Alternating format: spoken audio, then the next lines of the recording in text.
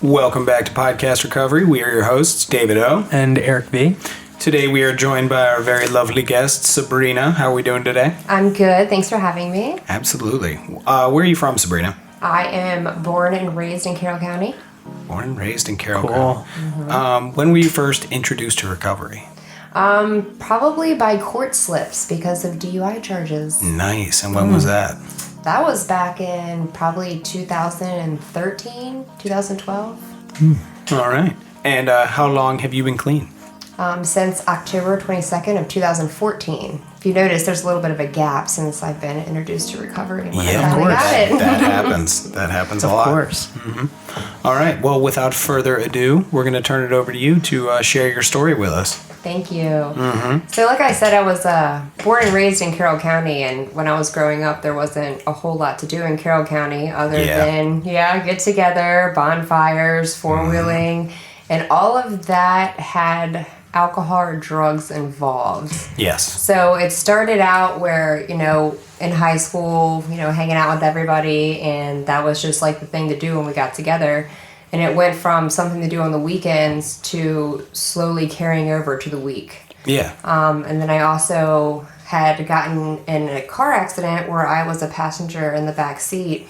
And I had my seatbelt on. I was doing the right thing by not getting behind the wheel because I was under the influence. But little did I know that the driver was under the influence. And unfortunately, when we got in the accident, I hit my face pretty bad on the back of the seat and lost my teeth. We had to get skin grafts and cosmetic surgery to put it back together. And with all of that... I did not know that at all. Yeah. So I actually had to get a lot of surgeries done. And I see where this is going. Where a lot of people's stories go is, I went to the doctor, I went to the hospital, was getting all these procedures done, and with procedures and surgery comes pain. Mm-hmm. And with pain comes painkillers. Mm-hmm. So I found out how much I really liked painkillers. Yeah. Especially... I gotta stop you real quick because you glazed over it so fast. I have a favorite question. What was your first drink? My first drink? What did I drink? What did you drink? It was... I think it was a gin and tonic, actually. A gin and tonic? Yeah, I know, right? God, that's weird. But my sister is 8 years older than me, so I would always ride on her coattail. So everything she was doing was cool. So she started by just giving me the tonic water, and I thought I was, really cool. And then finally I realized I wasn't getting an effect by it, so she gave me some gin. Gin. Oh my God. It was terrible. It was terrible. So then I just started, drinking everybody's leftover drinks. But then I found out with the painkillers, if you had that with alcohol, you feel even better. So, a lot of times they're like, well, did you like uppers? Did you like downers? Were you just a drinker? I liked anything that made me not feel like myself. Yeah. And, that started at, 12, 13, riding on everybody's coattails that were older than me. And then when I got in the car accident and I got the painkillers and... I thought it was all okay because drinking was legal. 16? When I got in the car accident, it was probably around 17, 18. Mm-hmm. Yeah, so the person that was driving was under the influence, and when he got in the accident, he tried to cover his tracks. So I sat on the side of the road, bleeding out.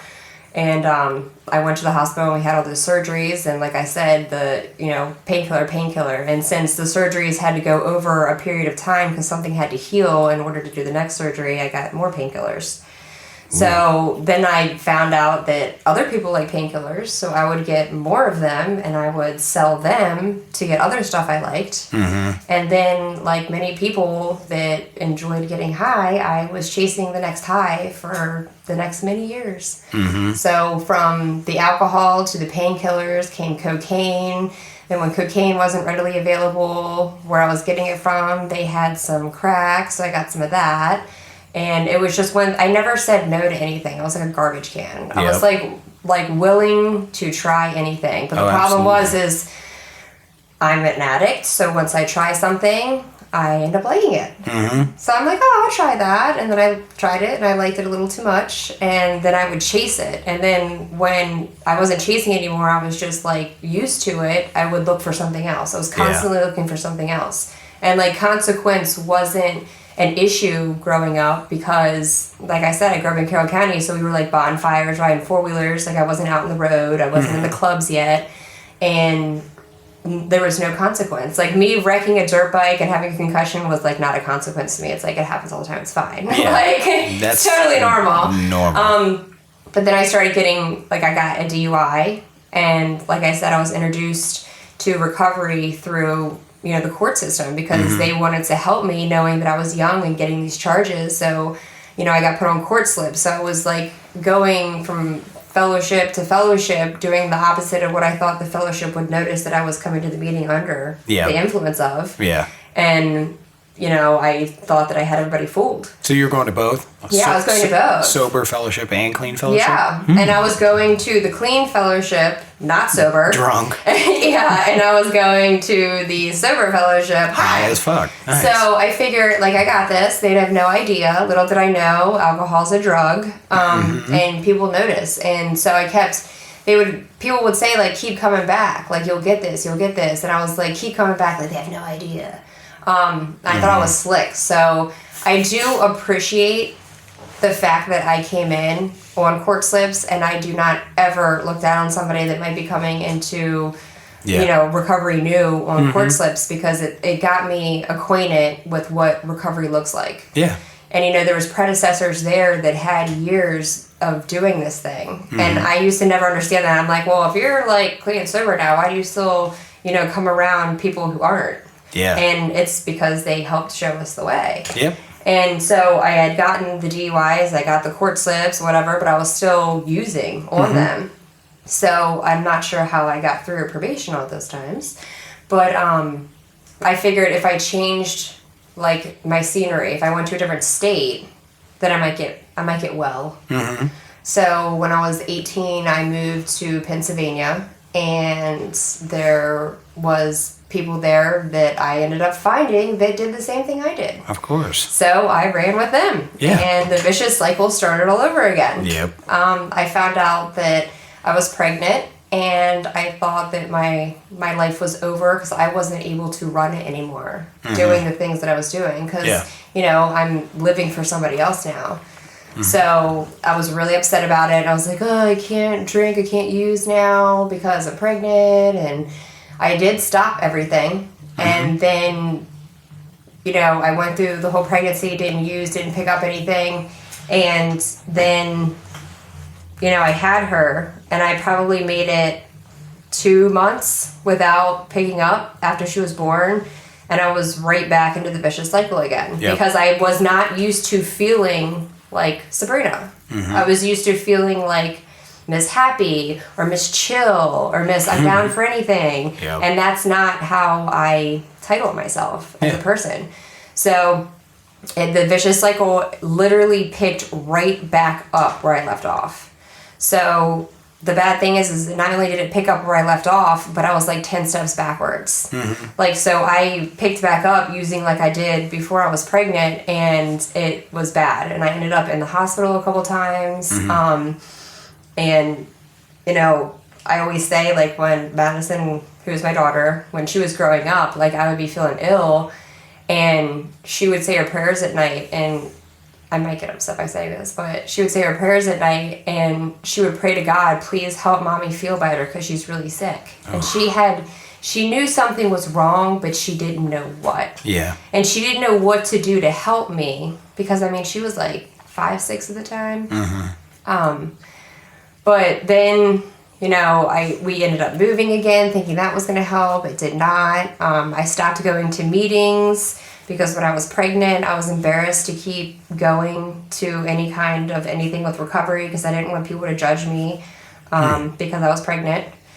And then I found out I was pregnant again in 2013.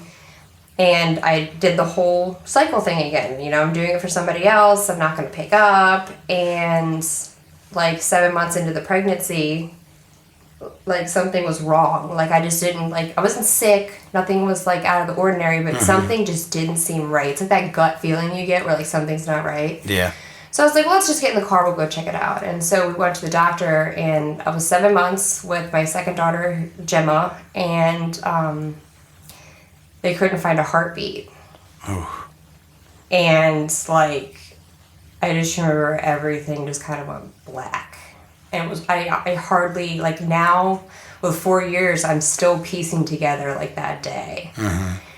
So, you know, to have a nurse tell you, like, you need to go to a hospital, you need to deliver, and, you know, there's nothing we can do at this point. Oh, God. So, at that point, you know, I had believed in a higher power and everything, but at that point, I swore it off, and I said, you know, there's no higher power.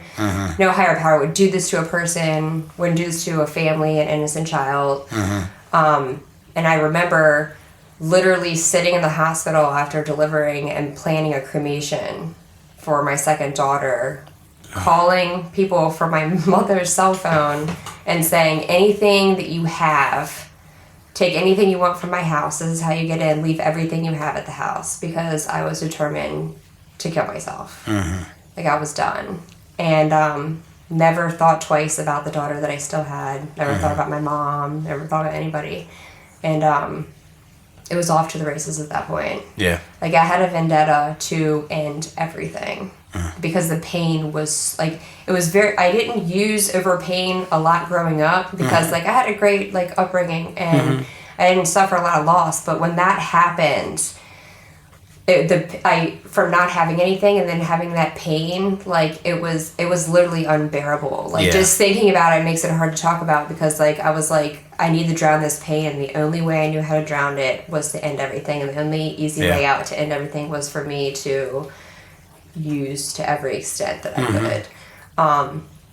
I'm here today, so obviously that was not the outcome, but that was the pattern, like, until 2014. Like, it was back and forth with, you know, depression, hate, the anger. I didn't know where to place it, so I just placed it on myself, my higher power. I started lashing out at people when people would pull me up on my using. Like, they were genuinely concerned. Like, they weren't sitting there to point their fingers and say, you know, you're a screw up, you're a fuck up, you're not going to be anything in this world. Like, nobody was doing that. They were doing it out of genuine concern. And, like, my parents forever have been by my side. My family has been by my side. I have a couple friends growing up that still are by my side today.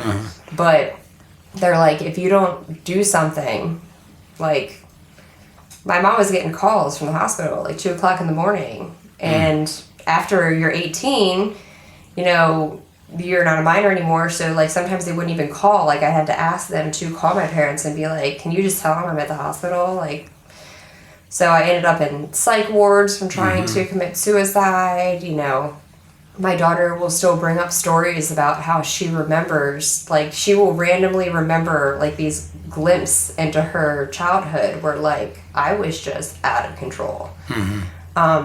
But, I mean, it was definitely vicious, and it was, the best word to describe it was ugly. It was such an ugly time. And so, you know, I caught more charges. So the court systems were pretty much like, you're just going to keep doing this. What can, you know, probation's not doing anything for you, whatever. So they recommended I go into a treatment facility. And of course, I didn't want anything to do with it because in my mind, like, nothing was going to help me. Like, I was done, like, with life. And, I ended up going anyway because, you know, my daughter got taken from me, full custody got taken, and that was the only thing that, like, that little string that kept me alive was looking at her and saying, like, I can't leave you behind. Yeah. So I went to treatment, and probably by, like, the third day in there, I could probably tell you everything about recovery. Like, I was, like, the guru for recovery. I was handing people literature. I was telling them how to stay clean and sober. On my third day, literally still shaking from withdrawal, but I knew everything. everything. And I thought, if I could complete this and I can get out successfully from residential treatment, I'm going to get everything back. Like, I'm going to get everything back. Yeah. So I got out, went against every suggestion that everyone in recovery that was doing well had for me. And I had a nice little certificate. And I think I actually physically gave you a certificate? Yeah, I got a certificate. What? It was really nice. It was a participation trophy? Yeah, I did not get one of those, but I should have.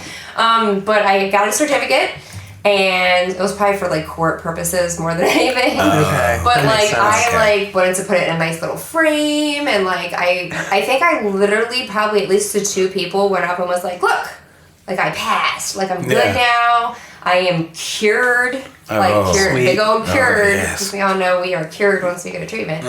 And I wanted everything back. I was like, I want my kid back. I want my car back. I want my life that I had before it got screwed up back.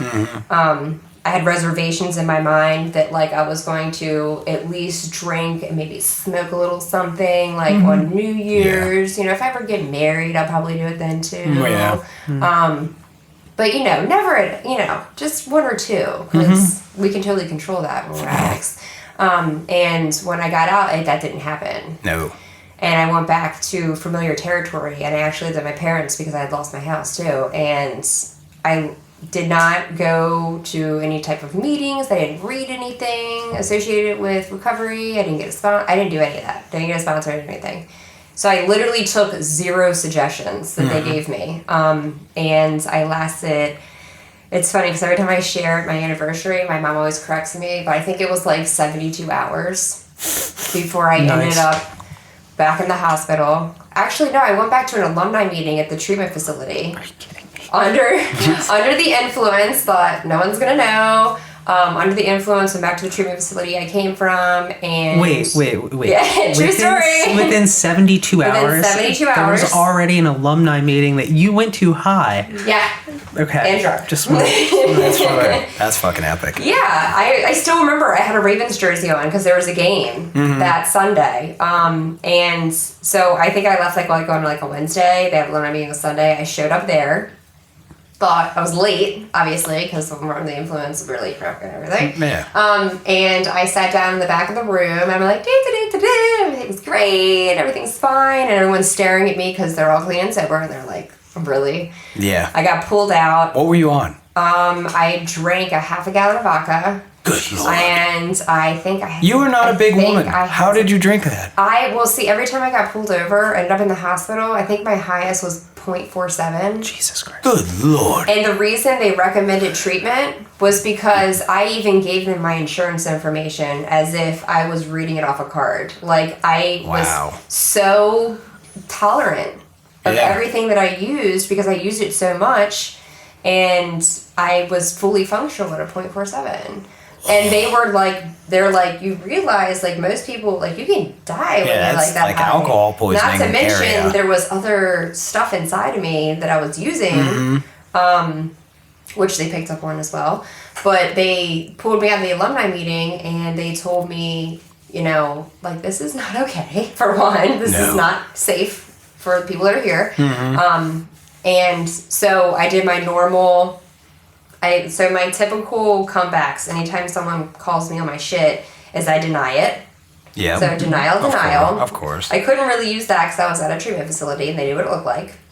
Rationalization. So I was like, it wasn't that much. Like, it's fine. And then I justify it. Well, you don't know what I'm going through. And I use that a lot because of the loss I had with my second daughter. So I use that constantly, and like, I didn't want people to feel sorry for me. I wanted them to co-sign my bullshit. Yeah. And I was famous for that. Like, if you wouldn't co-sign my bullshit, I will find somebody that does co-sign my bullshit. Hence why I hung out with the people I did, because they co-signed it and they used with me. Yes. So they basically gave me the ultimatum that they were either going to call the police to escort me out because I was getting crazy. Little me can get crazy, or I could go to the hospital because they knew I was, like, they could tell, like, I was heavily sedated with drugs and alcohol. So I started making threats, and I was like, I'm going to do this, I'm going to do this, and I'm going to hurt myself. And I don't remember saying any of that, but they told me later. So since I was on probation, the police showed up and the ambulance showed up and they gave me the choice. So I went to the ambulance. Oh, of course. Because I did not want to be in jail that night. Does anybody ever choose I did the not cop car? like jail when I went to jail a couple times. No, but didn't like it. There's got to be someone out there who's like, you can go to the hospital or go to jail, and somebody out there picks jail. If they're not on probation, they might. I mean, if I wasn't, I might. But then you gotta think about how long I mean, the addict mind to me is like, okay, I'm gonna be in holding for this long, so I'm not gonna get another one in me until this long. Yeah. Because I've been in holding cells, and it's not a fun time to withdraw. Yeah, the bullpen sucks dick. And it's cold, and yeah. bad Terrible. flashbacks. And they don't feed you. And no, you get a sweaty meat sandwich and just withdraw, and it's I don't terrible. think they even gave me that. But oh, God. So I went to the hospital, and since I had made the threats, because I was coming down, and so I started making more threats. Like, if you're not going to give me anything, then I'm going to do this, then I'm going to do this. And after being strapped to the bed, I ended up on the 4th floor, which was pretty much cozy to me at that time because I'd been there a couple times. And, you know, my mom knew right away about it. And, you know, they've always been behind me 110%, but, like, I have a dad who's got, like, 32, 33 years sober. And so he knows what it looks like, and he will not enable. Yeah. Like, he will love me, but he will not co-sign my shit. And see, I could always get, like, Mom, like, it's Mom. Like, yeah. But I need this, Mom. Like, everything's gonna be okay, Mom. Tomorrow's gonna be another day, Mom. Yeah. And so they ended up showing up, and they called the treatment facility again, didn't know what to do, and they're like, just bring her back. At least it's a safe place. And then my dad... You have to turn in your certificate, though. Yeah. They didn't tell me that. I think I still have it. But then my dad had picked me up when they released me. And the reason he picked me up is because my mom actually had, like, heart surgery that day that he picked me up. And he goes, we have to pick your mom up from her surgery. Can you just... at least not use today, because he would look at it as one day at a time. Just don't use today. Don't pick up anything today. We're just going to pick up your mom. We're going to get through the day. I was like, yeah, fine, I won't, right? Like, she literally got heart surgery. Like, was in the hospital. They put stents in her. Like, it was bad. And as soon as I got home, I ripped that room apart, and I found shit and abused. And, like... because, like, I know when I used to use, I would, like, put stuff away, so to speak. Like, you know, I'm going to hide, like, just this little time bag, or I'm going to hide the rest of this bottle just to get me well in the morning to go get more. And it was, like, always the madhouse when you change your mind. You're like, wait, now I want it back. And you're, like, searching through all the shit. And I had found, like, I literally, like, when they cleaned out my room when I went to treatment, they found over 30-something bottles and bags. And my, like, the room was, like, very small. Yeah. They found that hidden in creases. They found it hidden in, like, my dad's linen closet, like, where his towels were. Like, I had shit hidden in there. And I would, like, compile it all and, like, scrape the bags or, like, dump the bottles into each other, like dripping. Literally dripping. And I used again, and I was like, I am such a piece of shit. And, like, he wouldn't even let me go with her to pick her up because he's like, she just got heart surgery, you're going to stretch her out. And so when they left, you know, I made some calls, got some more, and when she finally started feeling better, she sat me down, and they had it was always like, you always knew something was coming when... Did you have an intervention? You always knew something's coming. When she came up to me and she's like, your father and I would like to speak to you in the den. Oh, no. And I was like, I'm going to go smoke a cigarette. And I smoked about 5 of them. And, I mean, I was shaking because I was, like, not feeling well and, like, sick. And I just sat down and I was like, whatever you have to say, just get it over with. Like, I'm feeling really sick right now. And so they said, like, this is your last chance. Like, we're always going to love you, but you're not going to have a roof over your head anymore. And the kicker for me was when they said, and we will make sure your daughter, if you're going to be like this, like, you don't get your daughter back because she doesn't deserve to live through this. Because I never physically hurt her, or, like, she was always fed and everything, but I wasn't there. Yeah. And, like, looking back, it's like, I don't remember her first food. I don't remember when I have no idea what age she was when she first walked. And, like, I envy people who are having children in recovery. Like, my own best friend just had a baby. Yes. And it's my god baby. Oh, and, like, we'll name drop Dara. Yeah, we'll get her that's on here. Dara. Dara, if you listen to this, baby you gotta get on this. Yeah, so, like, when she had, like, I literally resented my own best friend because she was having a daughter, and she was going to remember all of her first. Yeah. And that was really hard. And I had to share about it in a meeting. Like, I was like, I don't remember that. And I'm never going to get that time back, you know? And, like, even if you're not a parent, like, there's still moments, like, your friends, your parents, your sister, your brother, your freaking dog. Like, the first thing you got, a dog that you adopted. Like, I know that sounds crazy. I'm an animal lover, so I remember stuff like that. But, Yeah. but, like, I'm never going to get that time back. Yeah. And that's why I resent time hop, because sometimes time hop will come up with a picture of my little girl and I'm like, I have no idea this day. I don't remember it all. Oof. So when they said that to me on that little intervention, I was like, fine, I'll go. And I said, I at least want to see her before I go.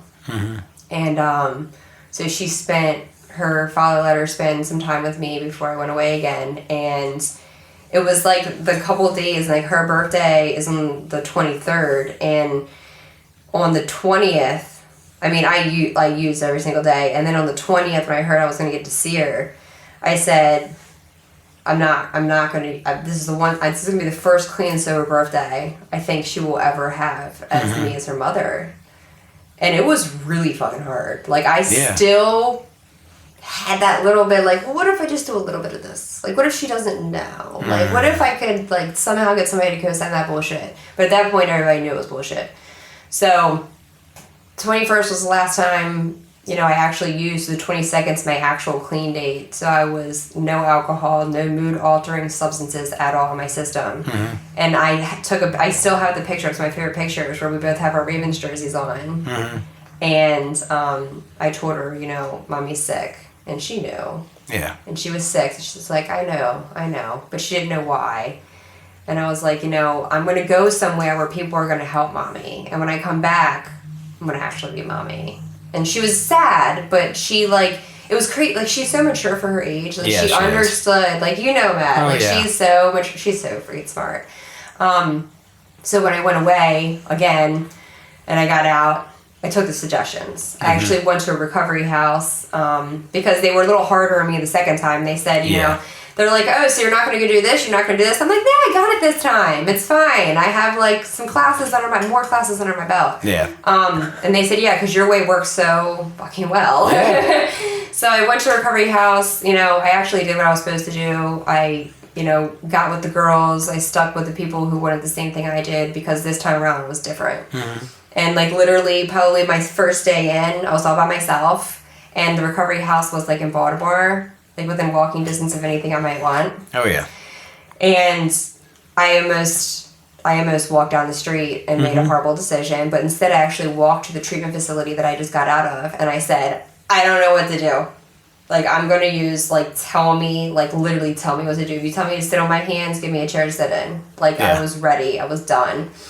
Because this time was different. Like, and, you know, we have people constantly, like, I work in treatment, people have said to me, like, treatment doesn't have to be part of your story. Like, it had to be for me personally, because I need to be put in a safe place, away from, like, distractions. I need to be, honestly, as sad as it sounds, I need to be away from my daughter, because I need to focus on me, because it's so easy to say, I need to worry about her. Like, I needed it. And, so when I went up there, they, like, commended me. Like, they're like, thank God you didn't use. Yeah. And I volunteered stamping envelopes for probably 2 months. I started scrubbing toilets. And thank God I did that. Because I did not use that day. You know, I ended up going to court, was going to jail on the weekends. And I would literally scrub the toilet, wash my hands, and my mother would come pick me up and take me to jail. Nice. But I was okay with it. Because I knew I didn't have to withdraw. Yeah. I didn't have to withdraw, and when I came out, my life was going to still be there. Like, before, when I went to jail, I didn't know what the hell was going to be there, and nothing was. This is like Carroll County Jail? Yeah, it was CC, DC, the both times I went, and then some other holding cells in some other places that I don't remember. Nice. Various hospitals. And it's not like, detention centers aren't like prison or anything like that. They're still not fun. It's not fun, you know? It's not. So, you know, I did the things I was supposed to be doing, and, like, but I still didn't get everything back. Yep. And, like, that was my biggest problem. It's like, I'm not getting my shit back. Like, what do I have to do? But what I don't realize, like, a lot of people don't realize is, like, we have so many years of wreckage to clean up. that like we're not going to get it back like right away. Nope. And I wanted that. Like I'm like, I got 24 hours, motherfucker. Like where's my shit? Like Yeah. And I slowly started getting it back, so it slowly started to be worth it. Mm-hmm. And I actually did not. How long were you on a blow box? 2 years. Phew. Yeah, that was I was a on. while. Yeah, so like so at the end of my court career, I should say, Court career. all of my Nice. charges were in Carroll County, and I had 4 DUIs. I had like I think assault or domestic violence charges, 4 DUIs. Yeah, that just That's registered. within 3-4 years, I would get off probation and I would be right back on it again a week later. Yeah. 4. Yeah. Wow. Yeah. So like I said, court slips introduced me to Oh, yeah. recovery. But I kept doing the right thing, and like my problem was that if I didn't get my biggest problem was if I didn't get my way or I didn't get something back, I was like, why am I still doing this? Mm-hmm. Like, what's the worth of it? Like, what am I getting out of it? Like, at least when I used, I got instant gratification. Yeah. Staying clean, I was not getting instant gratification. Nope. And then I would hear people share their stories, and they're like, oh, I have this great girlfriend, and I have this awesome dog, and I got a shiny car, and I'm like, I have a toilet to piss in. That's about it, you know? But you know what I did? Mm-hmm. And when I started to have an attitude of gratitude, Mm-hmm. instead of poor me, Mm-hmm. I started to see the light a little bit. Yep. So, like, I was eating and not a meat sandwich and CCDC. Yeah. I had the freedom to have a phone. Yeah. Like, I didn't have a phone. And, like, the little things of, like, my parents being excited to hear from me instead of waiting for a hospital call. Yep. I didn't talk to my daughter for a long time because of some issues between her father and I, but like I would still call. I'd still be accountable, you know? So slowly I started talking to her again. Slowly I started seeing her again. And, just the other day actually, me and her were talking, and she randomly brings this stuff up, and she goes, when you went away, and of course in the back of my mind I'm like, which time? When I went to treatment, she said, I knew you were getting help, but you were so sick when you left that you looked like you were dying. And then when I couldn't see you or talk to you, I thought you were dead.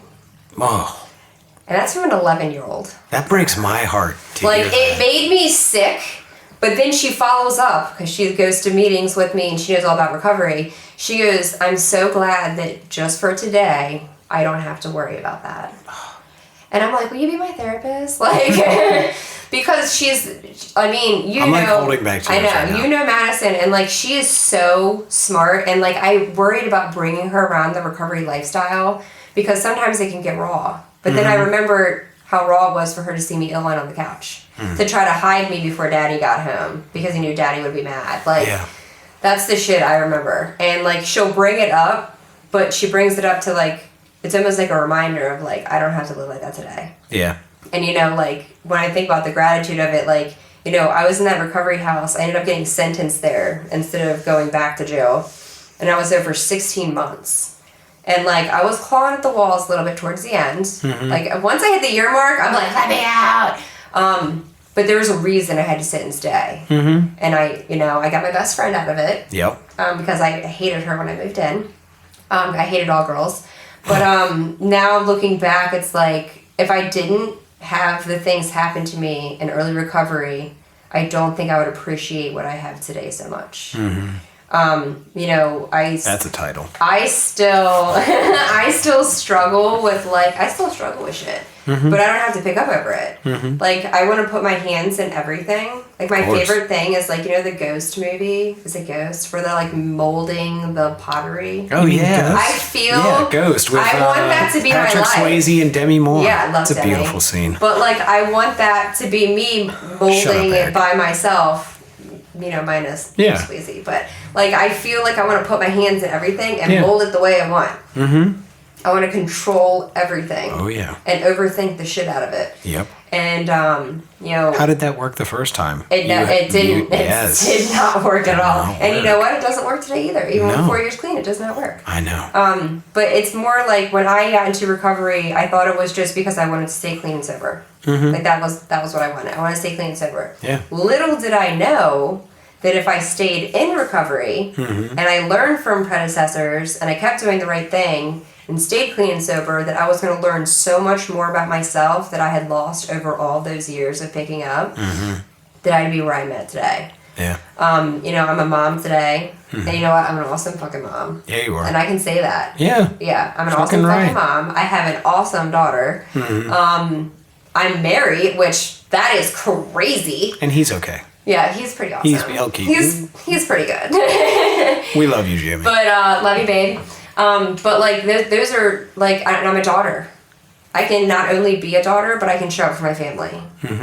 We just went to Deep Creek and helped seal up a barn on top of a mountain in the snow. Like, I could not do that shit if I was sober and ripping and running. That's for sure. Yeah, we wouldn't even have a vehicle to drive in, or the gas, or the food to hold us over to get there. And like, I can get back today. You know, when David asked me about doing this, I'm like, okay, well, I'm not tech savvy. What is a podcast? I have to go ask my daughter what it is.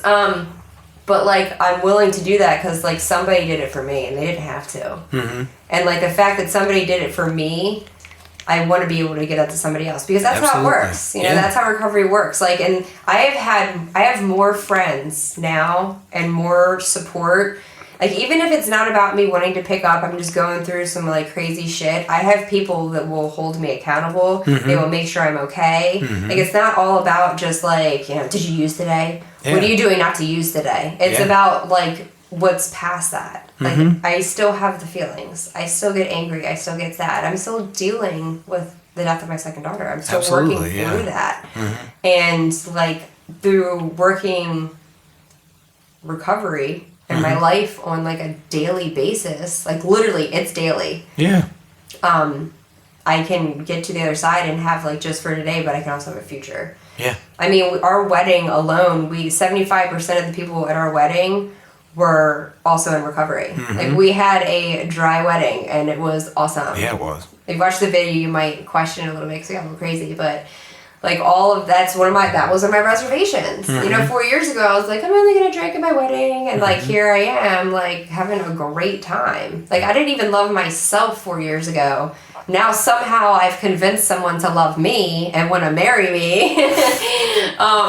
And it's like, it's just amazing. And then you have like just these things that pop up daily that like, if you just think of the gratitude in it, like, it's pretty amazing. Oh, yeah. Yeah, like, it was really cold the past couple of days. And, like, I have a car to drive instead of walking that I don't have to do a blow and go anymore. It's just, like, the little things. And those like, things are a pain in the ass. They are. I actually started hiding I was embarrassed because I would take my daughter to school. I hid it in a McDonald's cup. And I'd pretend like I wanted to drink the cup when it was like, beep, beep. So I would, like, lift the lid of the McDonald's cup and I would go, where everyone knows that sound. We're gonna go beep, beep, and it clears you and you can keep driving. Madison got a kazoo at one point, and like when she would like pretend like she's driving, so like with her little kazoo, I was like, you're a mess. That's hilarious. Yeah. That's amazing. So, and you know, it carries over because like my daughter came home the other day and she said, yeah, this new friend, blah, blah, and you know, her stepdad's in recovery. And I'm like, how does that conversation come up with 11-year-olds? I'm like, oh my God. Like, if I ever go to PTA, like, and it comes to find out, though, that Madison was struggling with something, and this little girl was struggling with something, and they had this common denominator of, like, they have parents in recovery. Like, that's awesome. And, like, the fact that we have so much support now. I mean, you have a podcast where people can, like, hear a message, no matter what they get out of it. Anywhere. Yeah, anywhere. On Earth. Anywhere. Wherever.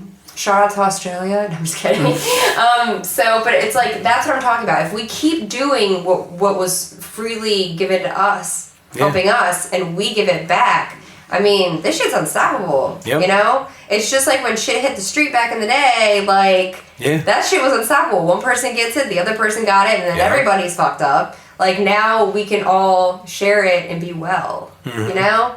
So it's crazy how that all works out. But I am so happy for where I'm at today. And it was not easy. But, you know, there's days that even with over 4 years without drinking or drug is still really hard. But I have the resources today thanks to the recovery lifestyle that I live, Yep. that I don't have to go back to that shit. So that's all That I it? really got. Fantastic. I like that title better. We can share it and be well. I know, me too. That's a fantastic title. we have great titles for everybody's episodes. Can I patent that? Can you? Yeah. Sure. I'm Put a little not going to CC. stop you. Do you want to start? Do I want to start? Or do you want me to start? I've been taking the lead on the last couple. You go. Okay. So, let's start with the surgery.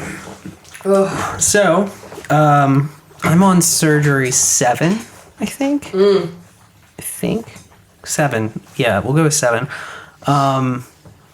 So I feel like my surgeries, especially my first 4, really affected kind of the way that I like became an addict. Sure, was it there before? Probably, but when it really became more present, I woke up. yeah. I mean, oxys do that, but Yeah.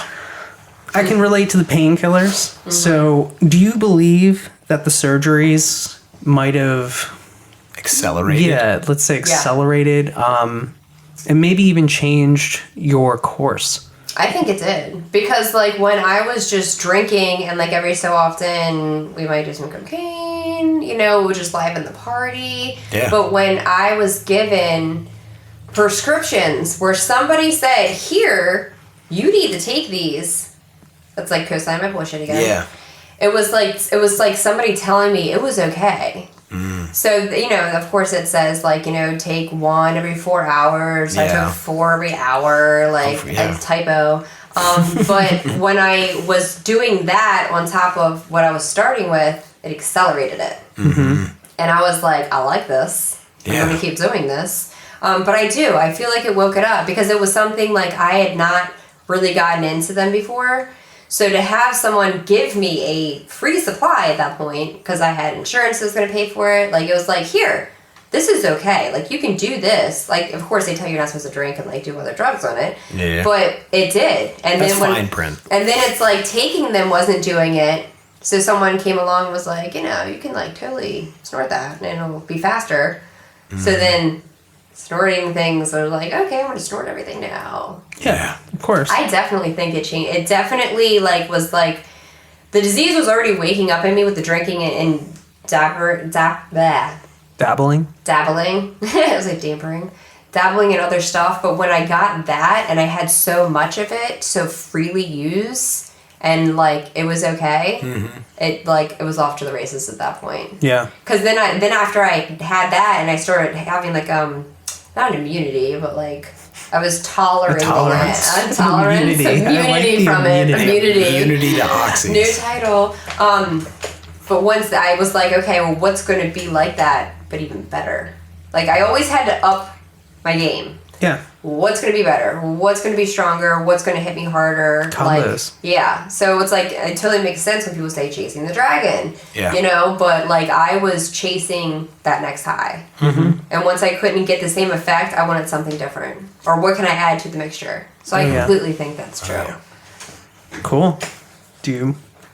Yeah, sure. Me I'll still or you? take one. Okay. All right. This is our one of our usual ones that I stole from Eric. Oh, yeah. How? Oh yeah. Fuck you. How has your addiction manifested into your life since coming into recovery? She's laughing. That's because he probably already did the answer. Oh my god. My husband's probably like Pets. making a list right now. So pets is huge.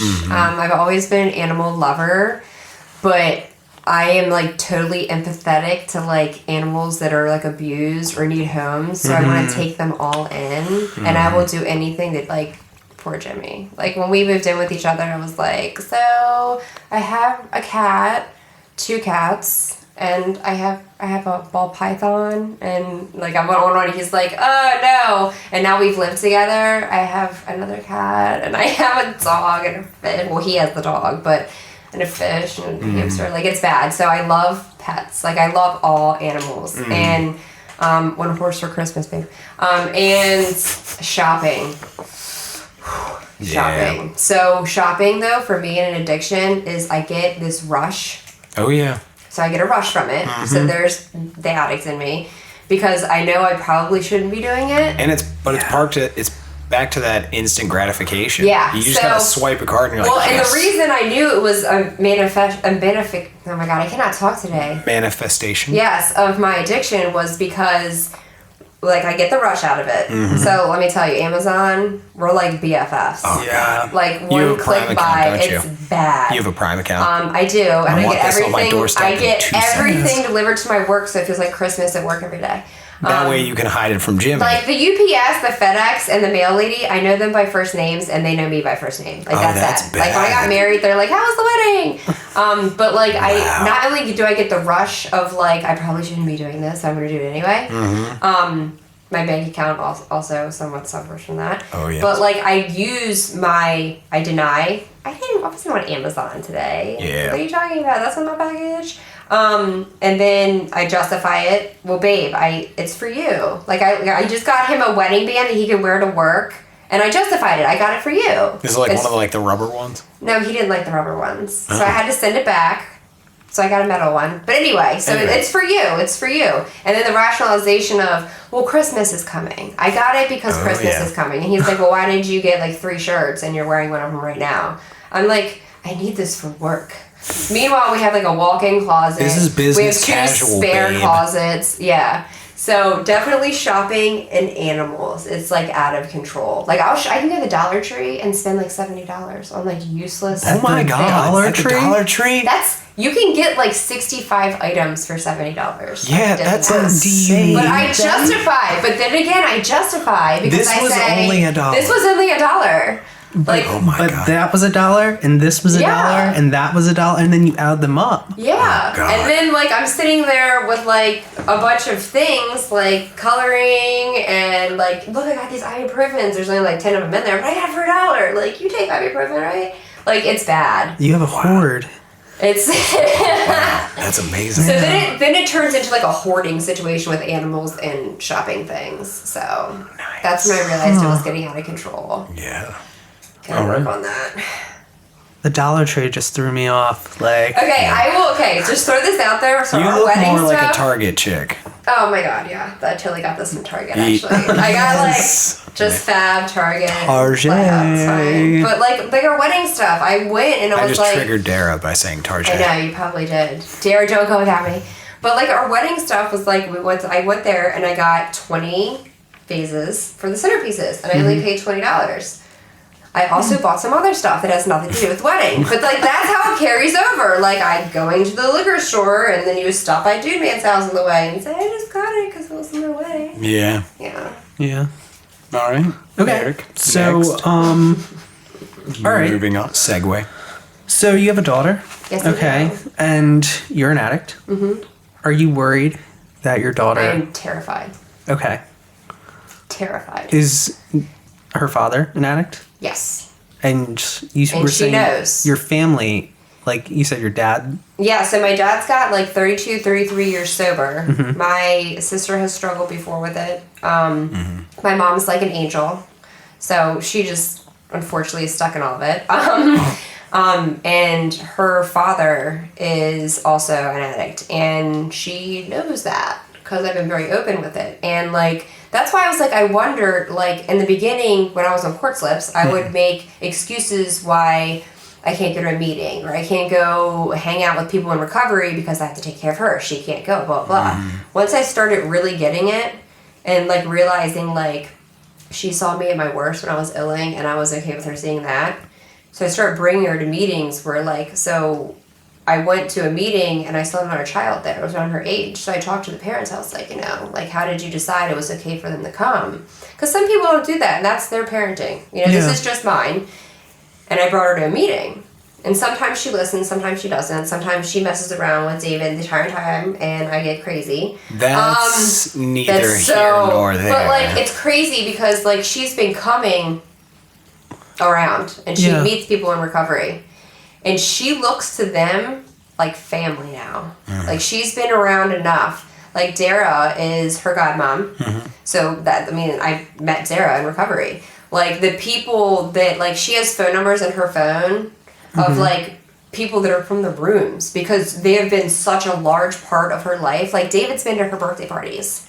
Like David gives They're a blast. They give her like he gives her books and writes like messages to her in it. Like she remembers that shit. So I am terrified that she's gonna grow up. Like, and if you look in the news now, like especially like I think it was in like Pennsylvania or something, some 12-year-old had overdosed on heroin. 12 years old. My daughter is 11. Yeah. So, you know, I can have this mindset that like, oh, you know, me and her dad are doing well and we got our stuff together and it's not going to happen to her. I had a great bringing up. Great. I have everything I wanted. My parents supported me and everything. It was what was inside of me and like that something woke up and made me feel that way. So I am terrified. Like I talk to my sponsor at my network all the time. I'm like, what do I do? And like I'm thinking like maybe because again putting my hands in it, if I just put her in this bubble, and like maybe when she turns a teenager, I will homeschool her. When she turns 30, I will release her. Yeah, when I quit my job, I'm going to homeschool her. When she goes out with her friends, I'm going to be like binoculars. I'm going to put like a thing on her, but I can't do that. No. And like they even bring it up. They're like, if that happened to you, do you think you? I was like, no, I'd be more damn rebellious. Yeah. You know, like no matter what happens, if she decides to go that route, all I can do is let her know that there is a safe place for her to be, even if it's not with me. That she has people that are in recovery that she can go to. She can reach out. By her time, I mean, she already knows about podcasts. I had no idea really what they were, but like.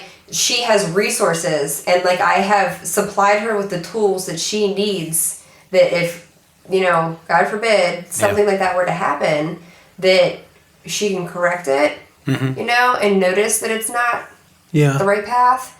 But it scares the shit out of me. And like now that things are happening at a younger age, I mean, I'm terrified about everything. Like I don't even want her to go to school anymore because of some of the stuff going on in school. So it's like all I can do is like let her know like, this is my experience. You know, this is what, and like when I went to jail the last time, I told her, she's like, why do you go to jail? I'm like, because when you get older, the consequences aren't mommy and daddy, you know, punishing you. Yeah. Like that's when the law, the state, the hospitals and institutions, that's when they step That's when the big daddy puts you down. That's when lots of people get to control your life. And so I just try to let her know. Like, I mean, I waited to, like, tell her a lot of things, but, like, I let her know, like, a little bit of my experience, you know? And that there is hope if you decide, if something were to happen and you go the wrong path. Like, I'm still going to love you to death, but I'm also not going to co-sign or enable you. And it's easy to say that now, but, like, it sucks because, like, she's my baby. So, like, if she was struggling, I don't know if I could do what my parents did and say, like, you get right.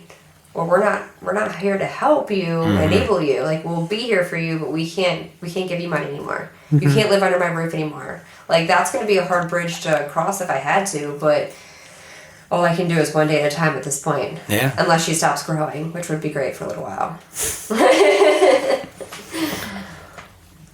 Okay, so I've done a location change before, a few of them. So what went wrong with yours besides finding those people? Yeah. So I thought part of the problem was it wasn't just me moving. Like I moved with one of my friends from high school that like, you know, we drank together, whatever. Where in Pennsylvania, by the way? It was in Hanover because it's cheap there. Yeah. Okay. Right next to the Utz factory, so every morning it smelled like French fries. Oh yeah. Which is horrible when you're withdrawing. Oh my god, I could not go outside. Ugh, just thinking about it makes me want to throw right now. But so I think I am the shit when I'm under the influence. I do from time to time now, but like I feel like I am like hot as shit, I rule this, like I got this, like I am everything. So like when we would meet new people, I was like queen bee, you know, like hey, whatever. Like that. And I actually literally like this chair is kind of like the chairs we had too.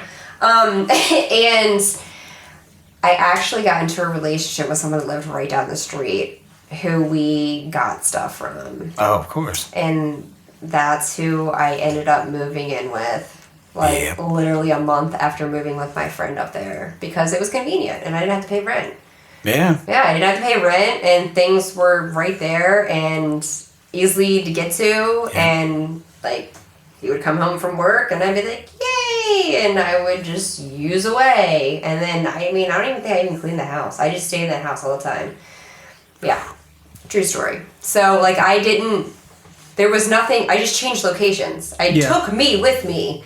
So the withdrawing, feeding, addict Sabrina was still there, wanting, like want. And so it's the same thing happened. Drinking, the smoking, all that came along. So it just got really convenient when I was already actively using again and moved right down the street to where the source was. So then I was like, I thought I was on like cloud 9 too. Yeah. Like I was like, I don't have to do shit. I just have to be here. That was kind of like my pattern, because I did that in high school too. Like all the boyfriends I had, like had a connection or were the connection. So I didn't have to spend money like ever. I have sort of a follow-up question to that.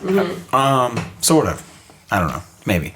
Anyway, throughout your using, like before, like recovery really jump-started, if at any point when did you feel like you had a problem? Never? Ever?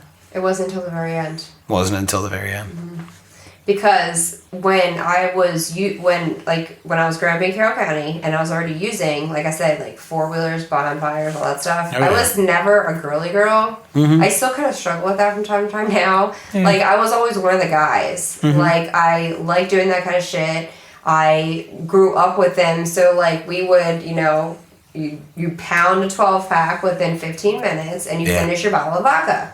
Like that's how it worked. Yeah. Like, and I felt like I had to keep up because I wanted to be one of the guys. Like I never wanted to be the girlfriend or the girly girl. Yeah. So like I was like, I'm gonna keep up with the guys. I'm gonna keep up with the guys. Whatever the guys do, Sabrina's gonna do. And I did, and I loved it because like I didn't have to worry about like being pretty or breaking a nail or any of that shit. Like I was just like rough and tumble. Yeah. And like so. When I was doing everything then, like when I got in the car accident, I was in the car with all the guys. Yeah. Like I was just chilling, and like I didn't think I had a problem because I was just keeping up. Keeping up with everyone. That's what I did. Yeah. So then when I would end up in the hospital with a high BC, like 0.47, completely coherent, I'm like, maybe like, you are an alcoholic. Like my own friends that were drinking with me be like, you might have a problem. Like I think you're an alcoholic. Like when you are literally, everyone's passing out, going to sleep, you're like calling people at 3 a.m. to figure out where a bottle is or where some blow is. Like, and I used to take it as a joke. Like I took it as a badge of honor. Like I am an alcoholic addict because I can handle my shit and you can't. Like that's how I wore it. Yeah. You know what I mean? And then I would justify using even when I was a mom, because I'm like, I work my ass off to make sure this kid is taken care of. Like I deserve this. Like I deserve it now. And then I would justify when I lost my second daughter. So like there was always a reason that it was out of control. The justification, the denial, the rationalization. Like I am just being me. Like, I can still handle my shit. I might roll vehicles. I might get arrested. But, like, that's totally normal. Yeah. That happens to people, right? Like, that's what I thought. Yeah. And I was only, like, 21 when all that stuff happened alone. Yeah. So, I did not think it was a problem. But, like, when shit really started hitting the fan, like, when me and the dad split and when full custody got taken from me, that's when, like I started to know I had a problem, but like when that happened to me, it took everything that was blurring me and kind of just like, this is your life. Yeah. Like, this is what it looks like. Like, let's take all the bullshit away and look at you. Like, I didn't even look at myself in the mirror because like I knew I couldn't face myself because I knew how fucked up it was. Yep. And God knows I looked really bad. Yeah. So no, it wasn't until towards the very end, like the end of 2013, maybe into like 2014 really. 2014, the year I got clean, was when I realized I had a problem. And I wasn't willing, like everyone always says, what did you do to get clean? When were you done? I said, I don't think I was ever really done. I think I was just willing to not be that person anymore. Yeah. Like when I finally threw my hands up and I said, all right, my way is not working. The ghost thing I had, like that vision of the ghost sculpture, I cannot do that. So I was just like, all right, show me what I need to do. Like I'm done doing it Sabrina's way because it sucks. Yeah. So that's when it started really for real. Nice. Yeah. Cool. Quick answer, Eric. When did you know? That what I was a fuck up? Well, no. See, that's what I said. Well, that you had a problem. First time I knew that I guess I had an issue with substances was when I was 17. I think. Interesting. Okay. You know? It was all such a blur and active for me. Like being next to the toilet begging somebody to give me something just to get me off of the floor was not enough for me. I always felt like in the middle of my story, shit got crazy, and like I was like, this can't be right. Like there's got to be something wrong here. And Yeah, but then we just started all over again. We're just like, and we're like, it's fine. Yeah, we're like, We'll think about this tomorrow. Yeah, that's like on the way to fucking dude's house. Yeah. And then as soon as you meet up with dude and get whatever you're getting. Oh, actually, that's forget it not all over true. again. When I was feeling really, really ill after the first time I got out of treatment, I remember my dad had taken my car and had it on a lift because I would steal my car with no tags, no license, no anything. He actually had to put my car on a lift. Okay, that's what I was about to ask. No, like an actual car lift. Yeah. Because he has a garage out back. Uh-huh. You don't remember that being at my parents' house? No. They have an actual car lift where he works in the car. No. He put it up on the lift. That's awesome. So I could not get it. Love that. You have no idea how many times I sat there and pondered in a withdrawal, how the hell can I get this fucking car down? So I gave up and searched for the keys to his work truck. And I found them. So I'm driving this big ass Ford diesel heavy duty like down the road. But the whole time I'm driving, I'm bawling my eyes out going, I don't want to do this shit. Yeah. Like I do not want to be here. I don't like this. I don't like the way I'm feeling. And would still get it and then sit there in the vehicle and bawl my eyes out and call out and scream and yell and fucking use it anyway. So I was actually using it against my will. I never understood that until I actually started thinking about my story and I remembered that. But that was in 2014. Yeah. All right. It's crazy. I don't know. Yeah. So last question. Since we'll take it back to like recovery a little bit. $1 million question. Yeah. So you've worked steps, right? Mm-hmm. What step are you on? I'm actually on 6. Cool. Okay. Not fun.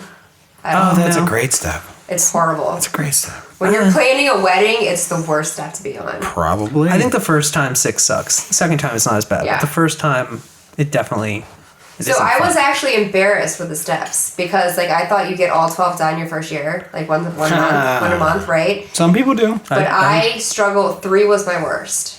And I had to be turned back to 3 separate times and do the whole step over again. Wow. My sponsor made me go back. So is that your favorite? What's your favorite step? I don't know if that's my favorite then. Is that your but, favorite step?